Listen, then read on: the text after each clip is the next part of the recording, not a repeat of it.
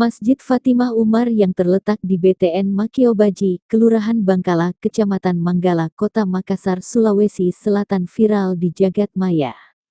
Betapa tidak, masjid itu jadi buah bibir lantaran hendak dijual oleh sang pemilik lahan. Imam Masjid Fatimah Umar, Ismail Kapaja, membenarkan bahwa masjid tersebut hendak dijual.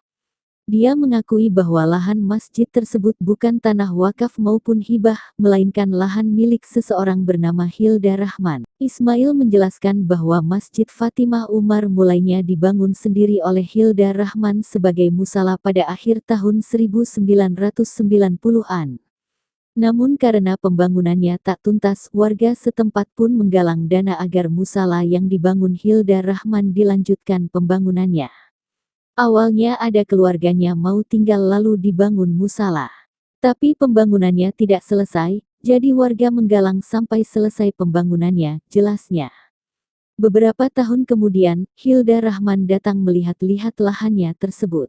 Menurut Ismail, selama ini Hilda memang tak pernah mengetahui pembangunan di lahan miliknya tersebut. Melihat lahannya yang kini telah jadi masjid, Hilda pun berkeinginan untuk membangun rumah tahfiz di lahan miliknya yang berada di belakang masjid. Namun rencana itu tiba-tiba berubah dan Hilda Rahman memutuskan untuk menjual lahannya itu hingga akhirnya heboh. Tolong kemudian bahwa itu masjid tetap mau dijual ya, tanah mau dijual. Ya, mau dijual dengan harga yang di belakang tanah kosongnya itu dijual 1,5 ya.